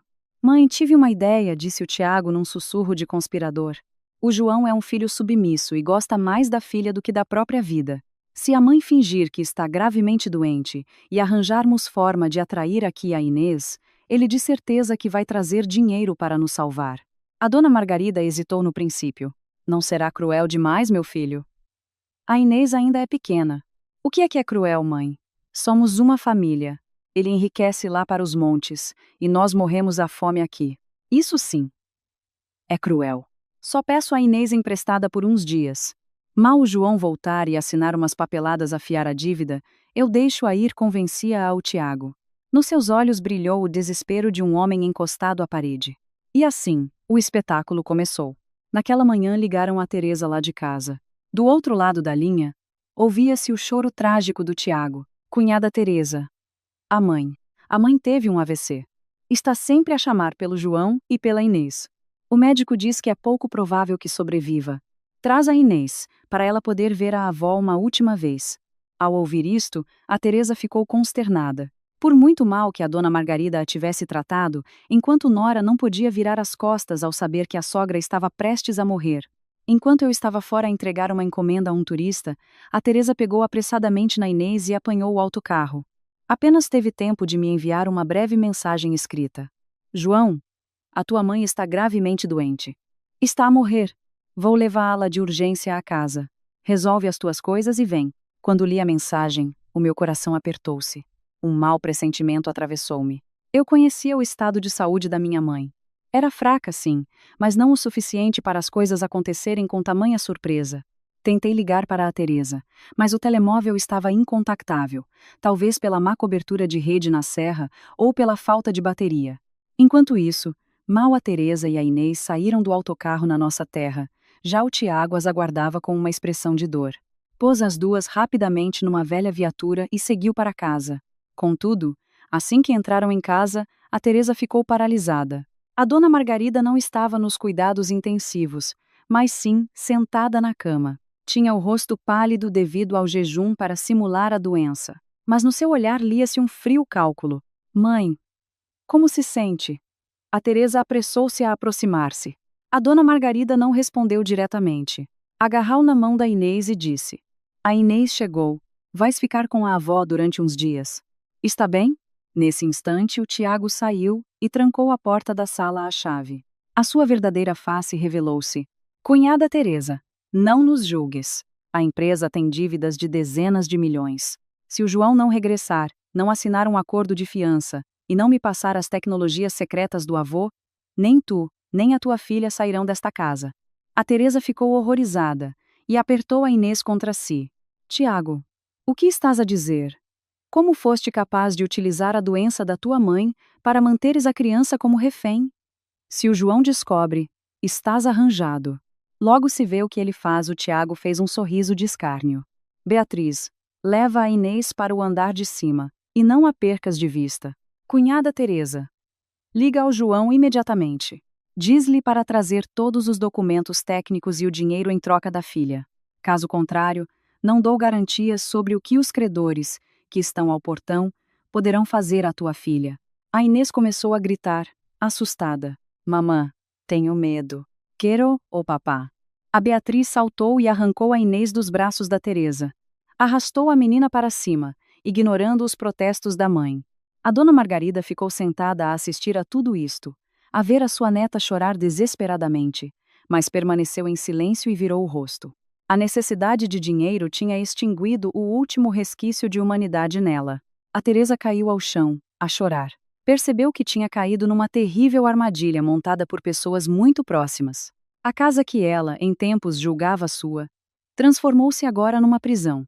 Mas eles cometeram um erro. Não sabiam que o João de hoje não era aquele filho submisso e sofredor do passado. Quando a tua própria família se torna fonte de sofrimento para os teus filhos, transformaste-te num leão para protegeres o teu bem mais valioso.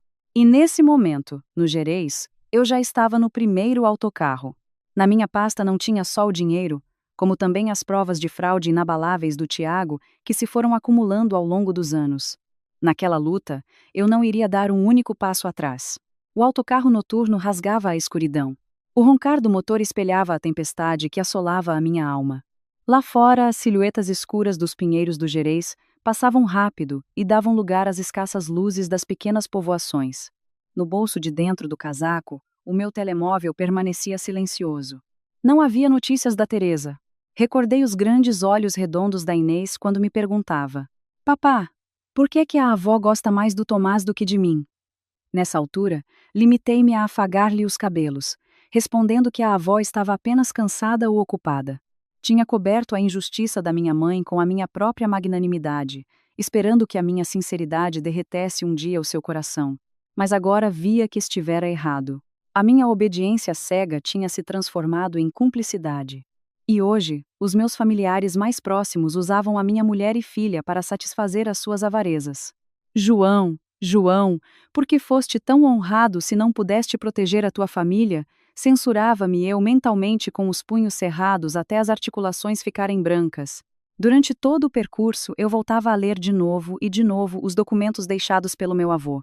Além dos segredos da profissão, ali havia um pequeno caderno com o registro das despesas duvidosas de Tiago, que o avô andou a compilar às escondidas. O avô tinha boa intuição. Tinha percebido os traços de caráter ganancioso do Tiago ainda na juventude, já quando a mãe o mimava exageradamente. E agora tinha também, graças aos mestres veteranos, provas mais recentes das vezes em que o Tiago desviava dinheiro da empresa para pagar dívidas de jogo, mesmo na altura em que eu continuava a suportar todo o peso. O avô era um homem correto que vivera sempre de consciência limpa. Sabia que se fosse vivo, não poderia suportar tamanha traição. Fechei os olhos, a tentar tranquilizar-me. Não estou a fazer a viagem por vingança, mas para devolver a justiça e a paz de espírito à minha família. Meu Deus, proteja a Teresa. E a Inês, rezei eu ao ver as indicações na autoestrada à luz dos faróis a aproximar-se da minha cidade. Esta não era a viagem do filho virtuoso. Era a viagem de um homem a regressar para salvar o que era seu. Nunca mais faria concessões, nem aplaudiria submisso. O João Ribeiro, forjado ao longo de 15 duros anos de trabalho, tinha agora realmente despertado. Às 4 da manhã, estava frente aos portões da velha moradia. Os portões imponentes de ferro forjado, dos quais antigamente me orgulhara, assemelhavam-se agora a algo gélido e opressor. Era tanto o silêncio que se ouvia o chilrear dos grilos. Não toquei a campainha. Usei a velha chave de que nunca me chegara a desfazer para entrar discretamente. Na sala de estar sentia-se um forte e desagradável cheiro a tabaco e álcool de péssima qualidade. A luz continuava acesa. Tiago dormia agarrado com a cabeça à sua nova secretária de diretor, cercado por garrafas vazias. Ao escutar os meus passos, acordou de sobressalto. Tinha os olhos vermelhos pelas noites mal dormidas e pela ressaca. "Quem está aí?" indagou ele alto. Depois da estupefação inicial, o seu rosto transfigurou-se e mudou o tom para o de regozijo perverso. Olá, irmão mais velho. Voltaste tão depressa. Já desconfiava. Só a Inês é que te podia fazer voltar de novo para este buraco. Não olhei na cara dele. Os meus olhos cravavam-se no segundo andar, onde se ouvia o fraco choro de Inês. Onde estão a Teresa e a minha filha? Liberta-as já. A minha voz era baixa, mas de uma profunda severidade que fez Tiago recuar perante mim. Não me assustes. O Tiago ergueu-se, ainda atordoado. Olha ali. Vês os credores a rondar a casa? E tens com certeza o dinheiro e a fórmula das patentes e segredos do avô. Vais passar tudo isto agora se me quiseres salvar a mim e a mãe. Senão a tua mulher e filha nunca sairão desta casa. Naquele preciso instante do seu quarto saiu a minha mãe, vinda dos seus aposentos. Parecia de tal forma envelhecida e acabada.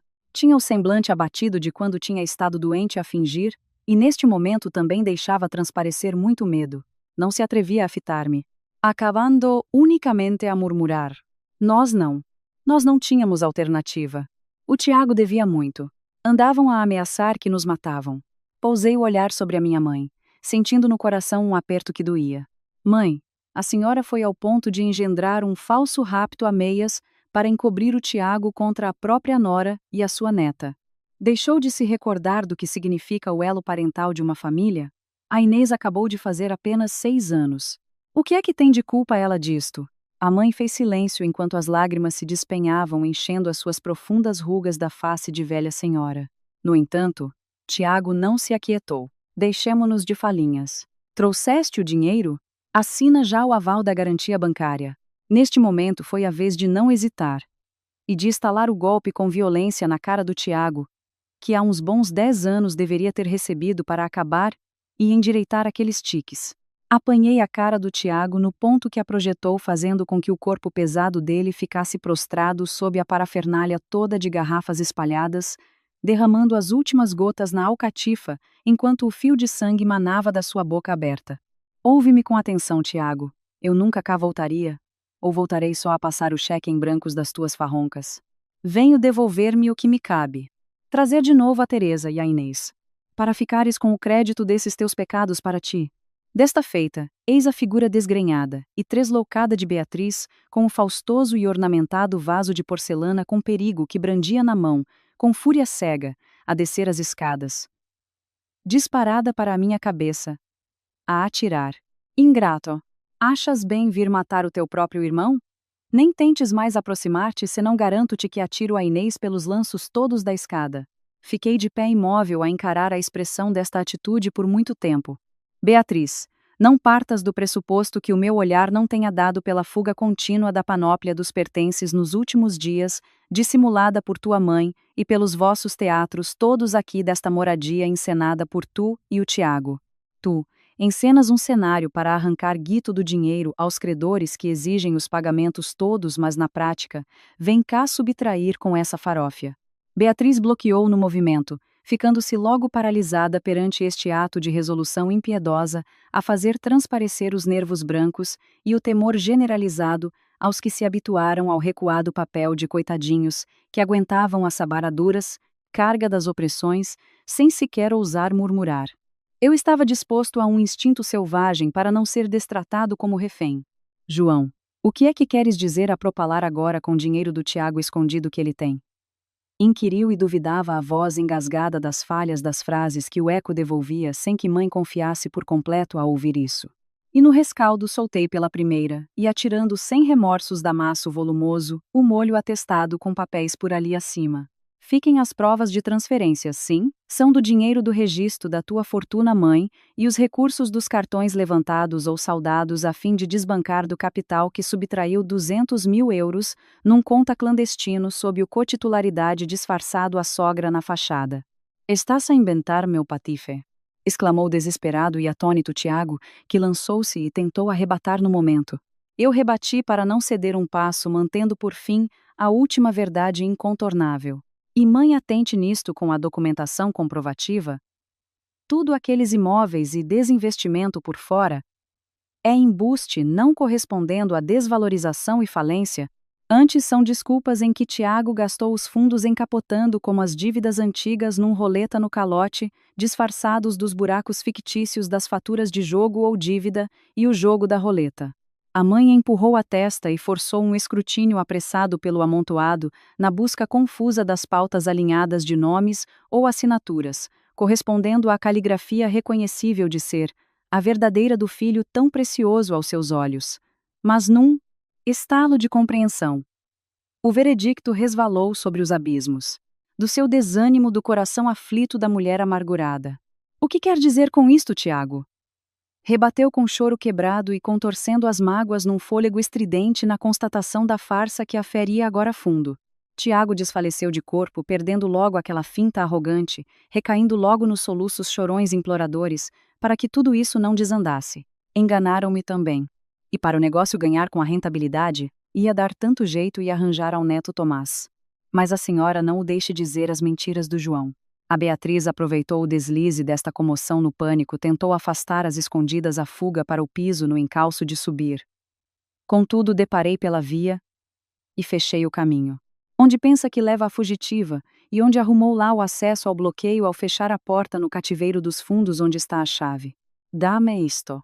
Este quadro grotesco a ser descortinado já num final amargo, era um testemunho nas horas das alvas, com raios limpos trespassados pelo envidraçado exposto, desconstruindo as farsas acumuladas de uma herança ribeiro arruinada ao limite, não de partida dos estrangeiros alemães, contudo, mas de um caruncho corrompido, que devorara no silêncio pernicioso das adulações da minha própria e terna mãe, para a impunidade das ruínas do mimado filhote, mais novo, até no chão, onde ele ficara com garrafas à sorte de garrafão no desmazelo na queda, imunda do próprio abismo dele próprio, e para onde remeteu todos em risco do qual se esboroavam na hora as grandezas construídas no sacrifício familiar. E de relance, dirijo-me pela aproximação no limite para se concluir perante a matriarca desolada mas implacável nas palavras. Agora tem o espelho a revelação da mãe diante dos fatos e daquilo por que sacrificou quem sempre afastou até de parte, para ver até onde desaba o resultado da podridão que aqui acoita e a feriu em traição às costas, sem ser do último da terra. A tentar trazer aqui o encerramento do esgoto destas falcatruas. O amuleto no pingente escorregou e ressoou estilhaços nos ruídos ao embate das pedras calcárias. A senhora ruiu as feições sob as rugas, e amparou a cabeça sob ambas as mãos, mergulhando nos gemidos dos desconsolos, não podendo carregar a frustração de um projeto inútil, cravada daquela decepção do seu grande equívoco maternal e do erro sem compaixão, de um castigo inquebrável por toda a fé impura, idolatria de que o Tiago fora alvo. Por aqui nem as manobras e enganos e remendos nos comoviam. Eu acorri os andares, que desferindo nas costas um choque sem olhar arranco, e o forço e desencosto no patamar, ao resgatar Arala da aflição, libertando a criança Inês, que saltou-me num fôlego de soluços, e os berros que se lhe pendurou a exclamar ao som de alegria extrema: Papá Azério tinhas. Eu esperava por ti, e eu que tinha certeza, e rezava tanto pela minha mãe. De tal estado deparei do sufoco das olheiras no medo cravado, a desfigurar as noites não descansadas porque sofreram ambas, na opressão, o cansaço do esgotamento, e não mais pude do que carregar num só instante e alívio do amor, e com a menina com meus passos pela volta, nas pressas sem recuo, e para transitar da descida pelas escadas. Avistei ainda, e na mesma imobilidade que nada reagia, mãe de cera paralisada, ainda de pedra ali inerte, na dor à mercê, dum despojo dos lamentos, duma tragédia patética, e o outro prostrado a rastejar, Tiago sem conseguir. Mãe, finalizo a sentença junto de uma das passagens. O que tenho a retificar nos litígios, agora confiarei sob a alçada processual dos procuradores, na parte judicial, onde lhe compete, e os processos para onde a fuga do seu erro vai cobrar aos atos para a sua própria conta. Cuide-se a saúde, sim? Abandono no gesto rápido as portas sem olhar ao recuo que ficou lá. Quando cheguei aos portões com Teresa e Inês, parou bruscamente um enorme carro preto de aspecto sóbrio. Dele saiu o Dr. Vasconcelos, o advogado veterano, o grande e eterno confidente do falecido avô Joaquim desde a juventude. Trazia uma velha mala de pele gasta, mas de um zelo aparente pelo conteúdo e formalidade, cujo impacto fez abrandar subitamente todos a calarem. Doutor Vasconcelos, qual o motivo de se deslocar até cá numa hora destas e em pleno amanhecer destas alvoradas? Pálida do transtorno, do descalabro, dos males, o coração frágil indagou o espanto contrito da dona Margarida, no choque com tamanha presença grave e a hesitar do avolumar destas situações, sem tréguas do desespero e desfechos. O veterano em passo silencioso mediu todos pela expressão antes que se cingisse na declaração, mas o avolumar das palavras seria inexorável. Fui acionado sob uma deliberação inadiável, prevista no testamento post-mortem, expresso de forma irrefutável na determinação para que a condição da presença, ou na suspeição, acautelando do uso por meios drásticos, ou a porta em casa se desse, pelo herdeiro primogênito, e para reverter num grave cenário. No perigo premente das rupturas destas estipulações sobre o patrimônio do testamento do Sr. Joaquim, se confirmasse numa necessidade grave para as ações deste teor, na leitura oficial da sua nova validade do novo espólio e na titularidade, em definitivo deste requerimento. O sobressalto tomou a cor vermelha de um horror fóbico nos olhos de Tiago a gritar pânico perante o golpe em ruína da ameaça sem hipótese. Está a forjar calúnias com esquemas. É do conluio tudo inventado, e os direitos de uma proprietária a que tem é só para a usurpar pela minha mãe e usurparem dos direitos plenos nisto. O advogado sacou das calmas, sem quebrar das reações tempestuosas, abrindo e desenrolando para o selo e firma para o balcão numa precisão com o papel à prova perante os rostos. Tem a contenção do alvoroço, o documento que se encontra e se designou que rege e na posse transitoriamente pelas tutelas de Dona Margarida, está para uma designada de exploração num regime precário temporal, não de apropriação dos herdeiros finais absolutos no processo, e irrevogável do patrimônio do testador. Passo a proceder às deliberações oficiais de pleno acordo das premissas ditadas pelo avô. Eu, Joaquim Ribeiro, declaro sobre as posições a totalidade da concessão fundiária, toda a área da habitação das instalações em Passos de Ferreira, em concordância com os proveitos aos lucros societários dos dividendos, a herança Ribeiro, a favor dos direitos do usufruto perpétuo vitalício, a custódia das competências exclusivas com o cuidado de minha filha, de pleno a titular da herança para proveito.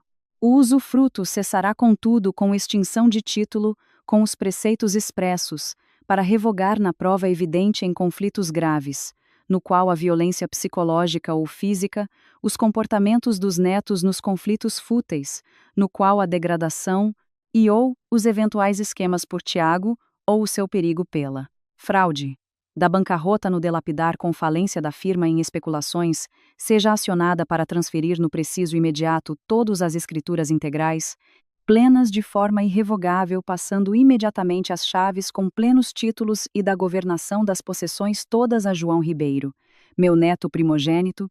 A sentença paralisou num espasmo a atmosfera de uma casa, numa condenação silenciosa que aniquilara o reinado num silêncio da queda a pairar de chofre.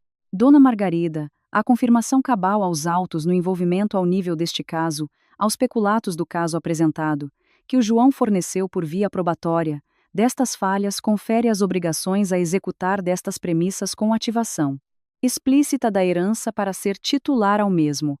E onde passa a tutela? Imediata às custódias dos títulos das instalações deste momento em causa, e de vós em consequência a permissão em se residir nisto e contudo e sob tutela a João, só com a expressa boa vontade da sua decisão.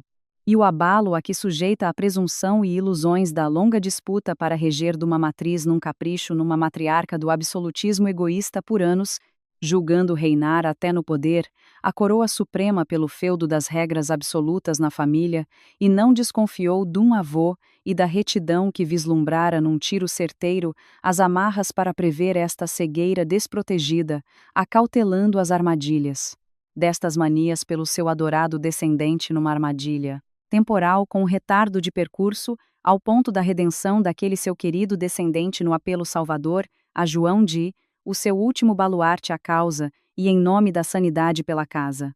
Tiago estilhaçou-se pelo instinto de um reflexo na fúria em agarrar de súbito o testamento aos murros para de deitar pela borda do escândalo. Contudo, atalhei rápido pelo controlo, fixando pelo corpo as ameaças nulas da sua derrota a impor. Calado à condenação. Não desbarates energias agora sem nexo, Tiago. Chamei-o a ele porque cumpre as leis e pelo asilo não tens poder para ordenar que te salve da miséria de um império por aqui mais. Já Beatriz a tentar evadir num instinto dos delatores e traidores, por mensagem dos furtos das poupanças planeadas ao deslize no encalce dos lucros pelas traseiras, a fugir, percebendo o colapso e as mentiras do Tiago. E a minha mãe assistia na debilidade que despojara o seu reinado, em todo sem perder, e de ter ficado agora de mão nua, num momento ao chão da miséria, a constatar não na perda em lamentos, por culpa externa das extorsões no vazio antes a ter. Na consciencialização de um castigo pelo império e pelo tudo. Dado de mão beijada nas falhas dos delírios ao monstro destruidor das perdições daquele mimado egoísta, as condenações na via pública do colapso judicial chegaram depois pelas vias criminais, para a chamada nas polícias com viatura oficiais, a morada em frente do tribunal do crime, pelo caso na instrução do esquema financeiro de denúncia pela burla interposta da acusação. As falsificações em série das dívidas acumuladas do parceiro e parceiros foram as evidências pela intimação, sob interrogatório à chegada, pela apreensão à viatura às polícias e com ordem para a apresentação na esquadra onde não havia. Defesas nos prantos dele na voz pavorosa, tremendo e prostrando aos apelos às implorações no desespero num delírio sem desculpas, perante a desgraça das celas de punições de penas, a chamar pelas súplicas e por favor, da clemência do irmão, no desespero do medo à prisão.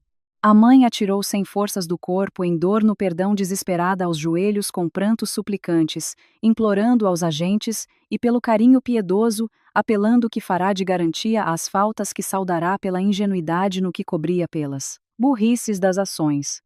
Mas já com uma distância das friezas aos acontecimentos a amparar num respeito sem rancores pela dor levanto e pego dela num pranto incontido, afirmando-lhe as verdades das palavras certas.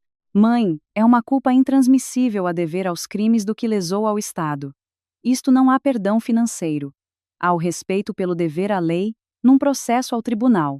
O episódio tragicômico, contudo, a encerrar esta falácia nas derrocadas a expor, deu nas costas da Beatriz pela bagageira de uma enorme e ostentosa carga, tentando despistar pelos cantos, fugindo das portas dos credores ainda emboscados das confusões da invasão, mas surpreendidos pela escapadela da mulher. Pelo apanho ao susto no trajeto aos berros dos esbulhos do alvoroço. Dum cobrador em gritos, o avolumou no forcejo. Rebentado dos escombros, a abrirem as trancas de malas, a espalhar a panóplia do saque, em derramamento num asfalto de notas ouro, os brilhos cosméticos no estilhaço ridículo, de uma pilhagem cínica do que sobrou nas ruínas sem escrúpulos. Tiago fixou os olhares horrorizados no fim, na traição revelada por onde desolava de miséria, e das ganâncias de oportunista no divórcio desta farsa, por a vida e o bem, sem remorsos pelas prisões, dizendo das mortes da fome. Por isso, pensava, antes nas economias, nas salvaguardas dos destinos ao menino, filho Tomás. Longe dali a acusar o esbanjamento pelas fraudes nas traições de uma cúmplice implacável. És tu, Tiago, quem esfacelas nas traições num jogo mentiroso da ruína, pelo embuste na falta de rumos. A minha mãe num sobressalto mirou a nora e a adoração das suas crenças de que dava para em troca ter herança pela linhagem, de uma mulher sem valor rindo e a quebrar a insanidade, a doer de espantos, de uma troça nas gargalhadas estridentes, a esvaziar no desalento por aquilo da falsidade perante si. O desabar e as falências e o império de uma empresa afundada de valores em la hipocrisia e idolatrias extintas por onde venerou por décadas, sem rumo das falácias acabaram, caindo Tiago arrastado por algemas no lamento da mãe, pela ruína nas desolações da opulência dos vazios. Nesta carcaça desta ruína de moradia, aos pedaços deixados sem eco do credor, retirado num recato de silêncio macabro. O legado era finalmente limpo pelo direito contudo, mas não guardo a intenção na manutenção da permanência dos males pelo ar dos pecados, na convivência aos venenos daqueles escombros num cheiro e opressão a feridas da memória pelas traições. Apesar das traições a não conseguir virar na apatia, no lamento de uma inércia, num cabelo já desgrenhado e cinzento, aos 70 anos lá no chão desta habitação, sem um coração nas feras. No entanto, nunca há instinto sem empatia. Nas mães também. No perdão dos filhos, e em caminho para a ajuda final para liquidar as burocracias, sob a instrução num recato junto da pessoa, em confiança no conselheiro para o passo em frente na resolução. Dr. Vasconcelos. Exijo das disposições finais o despacho da casa em venda desta herança na praça, sob a prioridade, o saneamento nos encargos com salários dos funcionários, de credores minoritários em pagamentos finais justos. Mas na verba das garantias, apure nas contas e do remanescente, e providencie para uma casa de dimensão recatada no Minho numa vila com serenidade na paz ao resguardo. A minha mãe, nas lágrimas perplexas, nos medos de ser expulsa, perguntou de forma suplicante pela dúvida num pranto tardio, sobre não a abandonar ao esquecimento. Respondi pelo sentar-me a segurar na bondade da aceitação numa ruga marcada pelo aperto longo no perdão, no conforto do reencontro às minhas mãos, que lhe dizia: Mãe, não anseio uma prova desta arrogância na manutenção desta vaidade a exibir no conforto das minhas riquezas. Tenho o meu suor nas minhas mãos, a obra para o meu sucesso no ninho e para pagar das irresponsabilidades e de quem fez as falhas para sanar no fundo o nosso crédito final, das falências nas vergonhas, sem ter de ser castigado ao desprezo em desdém final. E apliquei também o saldo final aos montantes que me coube liquidar para resolver com este montante de remanescentes e a habitação e um abrigo modesto no ambiente do minho da família, junto à proximidade ao familiar nas paisagens rurais, retirando do estresse, volte à sua aldeia nas tranquilidades, de uma reforma no sossego, longe das falsidades de uma cidade perigosa na quietude e nas saúdes, e eu asseguro de subsídios de contas do mensal nas providências o amparo à velhice, do outro na justiça, e do perdão às reintegrações, nas correções, e depois pode haver espaço de volta, num amor, quando regenerado do retorno, na conversão. E num abraço pela dor do pranto solto com libertação na angústia, de um remorso choroso. Estive no equívoco numa cegueira tão vil de erros. João a banir os verdadeiros da paz, para as tragédias com o cego engano de uma mãe. Perdão. E nas palmadinhas do alívio apaziguador nas cicatrizes para sarar no conforto do perdão sem amarras, retomo pelo final a rota ao paraíso no Gerês para Teresa e para saudades na criança, com carinhos no adeus perante a avó já arrependida de coração, nas pulseiras e no adeus dos presentes na oferenda numa joia, em despedida guardada no perdão num reencontro aos portões do desvanecer para a estrada, e os novos donos ao horizonte leve. Cumpri. Afinal, as missões aos desígnios no valor num respeito de família das sabedorias ensinadas, sem que a maldade prevaleça numa memória num consolo. Caminhava a conduzir ao novo mundo do ar ao longe. As lições deixam num sossego num consolo nos desfechos perante a bondade, na retidão de uma recompensa ao alívio para longe. E as partidas ao fundo, ao volante, ao arrancar sob a fumaça de trás, com a vivenda na longura, reduzindo com Teresa, no silêncio perante o medo, dissipado que a adormecera debaixo dos cansaços sem trauma do refúgio, será melhor das terapias com paz, sob o abraço nosso dos amores, ao vento puro com flores, em montanhas. O que passa no pensamento, a dor dos instantes nos medos da vida nas traições, mas o sentimento na pacificação pelo além nos caminhos. A mãe do passado, e dos rancores esbatidos, e perdoo. E deito fora do fardo pelas palavras de uma lembrança de uma fibra que há dos defeitos num lenho em nó cego. De uma peça natural no entalhe como a vida, as lições sem amargas perdas. Na força final de beleza inigualável no recomeço as alvoradas entre a névoa. Chegamos aos vales do recomeço nas cabanas em flores, a recomeçar das luzes a irradiar da serenidade sem temores da porta livre do Gerês perfumado. Ao correr do tempo nas primaveras das passagens do que curou por entre rosas, nos cultivos sem esquecer os êxitos alcançados em Portugal, num projeto nos campos agrícolas, sob as plantações no nome da Teresa. Em cada manhã, em dedicação à natureza, com orgulho das lágrimas da glória na perfeição dos milagres, onde eu a honrava nas obras de vida nova perante a pureza de uma criação com alma sem venenos, a perfeição sem falsidade nos mestres, Os aprendizes de uma região no interior para a formação da alma com arte da terra local. Orgulho em trabalhos às crianças sem perigos de ensinamentos, aos nossos rebentos em harmonia, numa paixão aos desenhos, do afeto às artes com riso pela casa, de uma aluna como Inês, as descobertas com flores sem as opressões da solidão. Em cada mês sem mácula, numa pensão na aldeia do Minho, perante as notícias em bondade, que confortavam sem ressentimentos, o apoio sem medos, e na oração a Deus de uma velha mãe, aos pobres em preces, pelos arrependimentos do ego de tempos idos na harmonia na vida modesta, ao conforto sincero a pagar pelo crime, nas prisões dos perdões do destino, e as contas em resgates à esperança, sem apego, e pelas flores que resistem do rigor com pureza. O final chegou num recolhimento às rezas e memórias sob a aldeia pacata lá no Minho, sentada lá Dona Margarida no perdão solitário em recato pelas meditações, numa purificação sobre os tempos sem angústias. Chorou pela redenção aos amores da dedicação das mãos em caridade num filho bondoso, pelo respeito filial longe dos ódios com carinho. Numa escrita a confessar, e com as palavras soltas no desabafo em cartas perante os laços de um respeito mútuo da alma verdadeira, que diziam num perdão a Teresa a Inês, a lição na maturidade. Cara, dum erro de cegueira da vida, paga a cura sem fardos pelo final, sem lamentar a prisão às sortes. Num Natal cheio e iluminado dos campos alvos por entre a neve e as estradas sem temor na viagem, regressando ao passado em paz, ao recomeço e união da saudade. No portão, no abraço do calor, a Inês ofertava o buquê da essência sem culpa e rancor, à avó, e de lágrima nos beijos ao encanto das emoções.